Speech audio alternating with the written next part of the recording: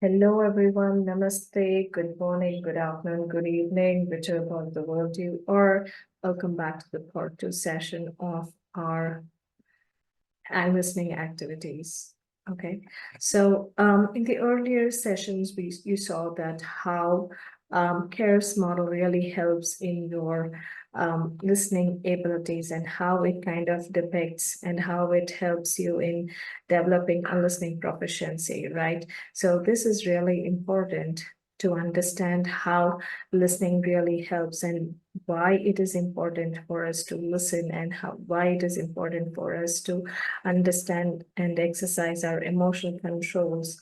And we saw that the sense of nonverbal messages, we saw the importance of structure and how in structure we can work on indexing, sequencing, and comparing, right? So in today's session for active listening attitude is nothing but should consist of being gratitude. Okay, so the moment you are gratitude for the person to come around there or the person to be there and talk to you will give you a proper positive attitude. Okay, and that itself kind of sets the mood and pace for you to learn, absorb, and respond, not the reactive mode. So skills needed to improvise the listening are simple, okay, really to learn and to implement. And also, listening attitude is very, very, very powerful.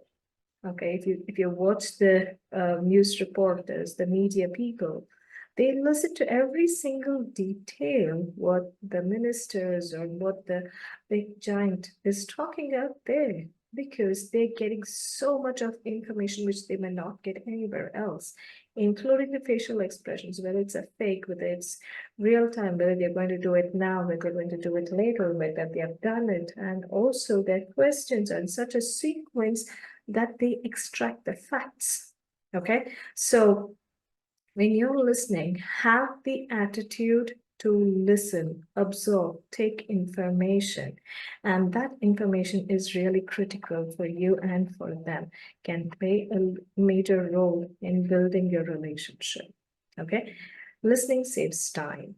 You don't have to ask them to repeat, or if you do not understand, the other speaker could convey to you in a different way rather than you assuming, because assumption leads to a lot of things, right? If you have noticed, assumption has a lot of acronyms. So if you just Google, you would know what is assumption can do. Okay. And listening is important and worthwhile with everyone, not just your work, not just your colleagues, not just your relationship, but every single person you're with. Okay. So make sure listening is an important and conscious activity done by you. Confrontation. What is confrontation? Confrontation is, you have certain guidelines, or more productive confrontation processes could be timing. The person is ready to listen. Are they coming late?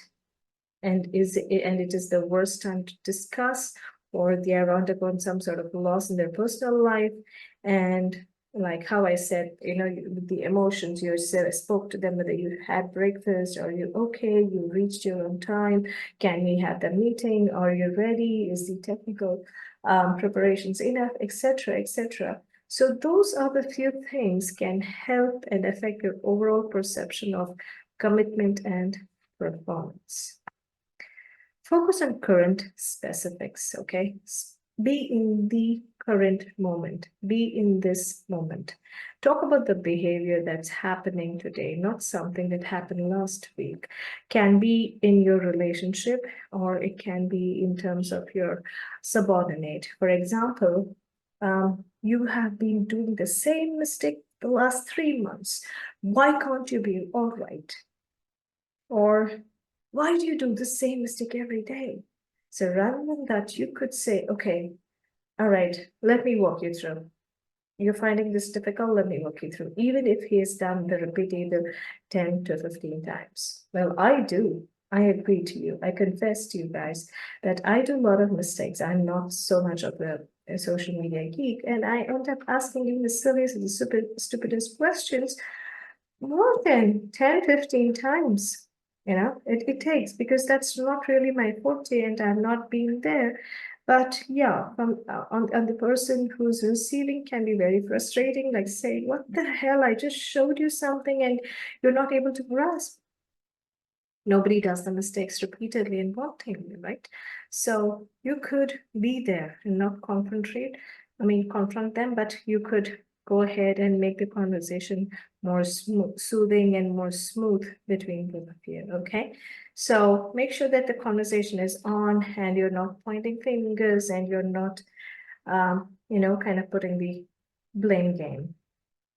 Also, it is a powerful conflict resolution strategy when you try to work on methods of confrontation, okay, which requires a great deal of skill and practice. Trust me, it's not easy, but it is doable, okay? It's not easy, but it is doable. It's very simple. Simple breathing techniques, simple visualization techniques, forgiveness methods, anchoring methods, visualization methods, etc. are there which can help you resolve a particular problem more productively and more efficiently, and also reduce the burden inside you. Okay. It is also important to remember that people only change when it is in their best interest. You cannot change anyone.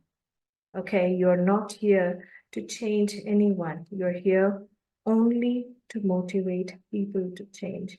You can only tell them, do this, this is good. But again, if the person, someone like me who needs really help every day on my social media or in making things better, which I'm not really sure, and the person kind of says openly to you, hey, I need help, then go ahead and be that support rather than say, I'm fed up of doing this with you. Don't do that, okay? Then strategies to avoid, not to-do list. So here, minimization is the best. As we say, less is more, right? So sometimes we do not recognize the seriousness of our actions or the way we respond with people, whether it's just for fun, we kind of pull them, or just for fun, we kind of call them, name them, brand them, etc. Because when this happens, that person feels unvalued and belittled. For example, I could always call my kid, hey, Chotu, at home. And when you're in the school or the college premises, I'm sure the kid would not be happy when you call him or her, hey, Chotu, come here, right? They have their own self-respect. They have their own, their own image being built up. So that really makes a difference. So do not do that, okay? So when somebody brings up the problem to you, acknowledge it and say, hey, I'm sorry, I did this without consciousness. I'll make sure that I do this with focus next time, okay? An example for minimization, okay, engineering. I'm afraid the O-ring might fall at low temperature. Manager one, that's not your problem. Worry about how we are going to meet our next deadline. Manager two says, I appreciate your concern. What makes you think that? So it's a simple activity. So which do you think? The manager one or the manager two did the right job? Yeah, you're right. The manager too did the right job because he appreciated that this person, though it is not his work, has identified there is a defect and which could lead to a compromise in the quality of the product or maybe a scenario or could raise up an unwanted situation later, right? So this person, the manager, has heard and understood the importance of this person bringing up minute issues. Could be a major issue later on. So yes. Then blame. This is something we all do it in a reactive mode, right? When we feel that we have goofed up, we did things knowingly or behind our head. We have that guilt feeling like, oh shit, I should have not done that, right? So at that time, um, we start doing the blame games, right? So we often do that attached to the last person who touched or the situation or whom we saw. Like you can say, you said, okay, you were the one who gave me the permission to manage your account. If things go wrong, why are you blaming me? Even you're there. So, you're blaming somebody else. So here again, there is a scenario. There's a salesperson who says, we didn't get Mr. Smith's account. Manager one, what did you do wrong? Manager two, okay, so what could have been better? So there's a way you communicate rather than using you statement. And here they have not used the I messaging either, but trying to explore with the salesperson what could have gone wrong and what could have been done better, which leads to exploring each other's possible reasons and in order to solve this situation. Okay, so how words play an important role. Try to watch your words, and reading definitely helps when you're doing soft skills and you want to play with your words, polished words. Yes, we are not Shashi Tharoor, but still we can take Sir's inspiration in polishing our language. Okay, then unloading. When people have worked together for a long time, I mean, really like 3, 4 years maybe, and there are often numerous small injuries which have gone unmentioned. Injuries mean the failures or maybe the hard feelings with each other, or can be some sort of miscommunications, okay? So when larger problem sparks a conflict, these small baggages or small droplets can turn into a mighty ocean and can lead to a big wave to splash you offshore. Okay, so they might stand against you. So if there's a situation between you and the other person, there's a conflict, you feel there's something that you need to discuss and sort, and you have a feeling things are not sorted, please talk to it. Like I've seen most of the scenarios happen in the startup, because when we work with people in the partnership methods, um, I have also said this in other trainings of mine. There's one partner who's very much dedicated and he's doing everything to the company to grow. And the other partner is saying, yeah, I'm here. I'm supporting, I'm doing this to you. And on the right hand, he's holding this ABC company. And on the left hand, he is actually searching some other companies. Okay, so if the partner A has a feeling, he thinks that this person is not doing good, would be checking on you regularly and should be making sure the partner B is not having his hands all over the place but the company, because that small habit can lead to big mishap or big miscommunication. And that's how relationships also break, the cheating habits of the spouse or the person who is not being truthful or not being communicating effectively. It's not micromanagement, but yeah, acknowledging and telling, hey dude, I'm working with you, same time I'm working somewhere else. Is that okay? Is this a problem?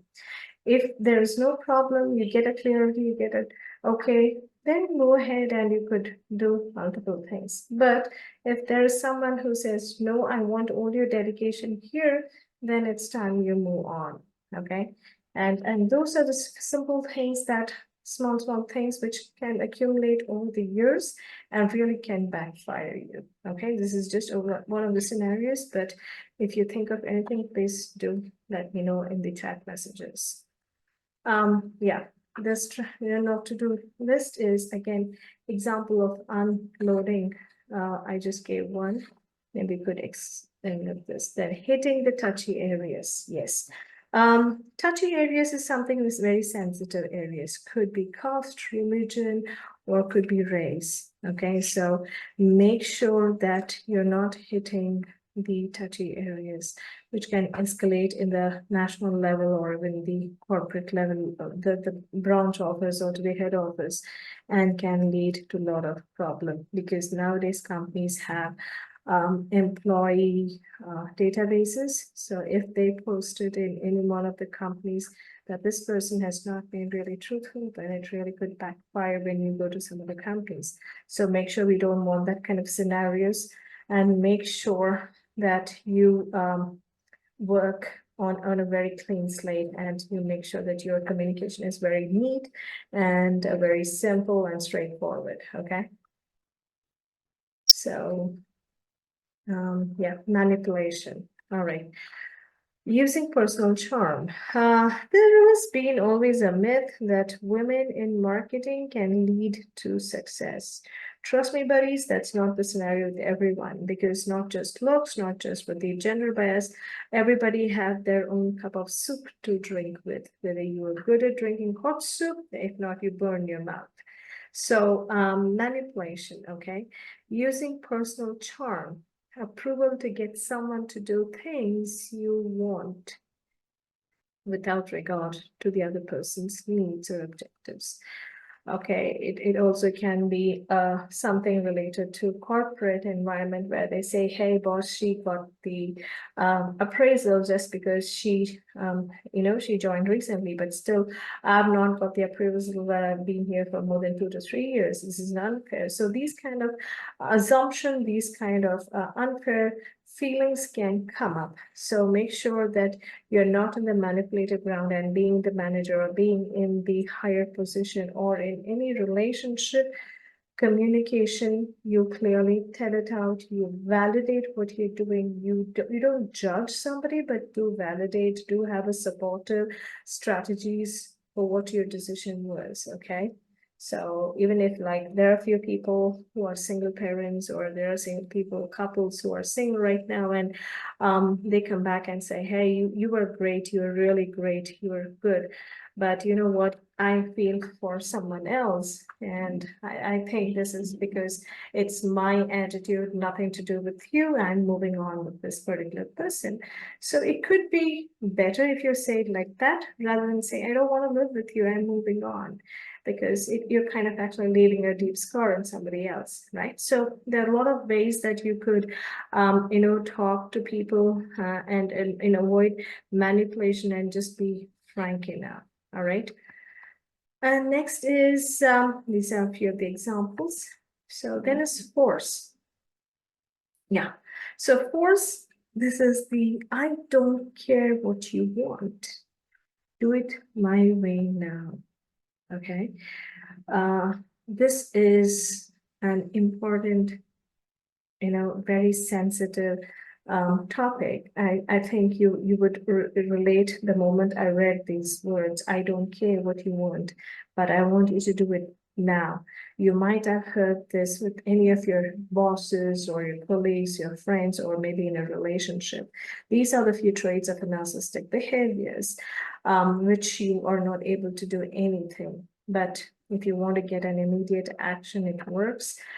You just have to, you know, try to be more polite, and do not tolerate narcissistic behavior, and same time do not reciprocate the same, and do not support this behavior. Okay, do not force people, but it's an effective way to get something done immediately, but it's demoralizing the other person on the listening end.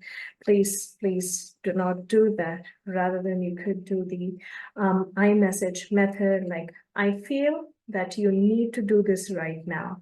I feel you're delaying the situation. So this is more smoother, in a smooth and softer manner of communicating, rather than saying, no, I want you to do right now. So this gives more authoritative and demanding. Do not do that. Okay, so I would recommend you not to do that.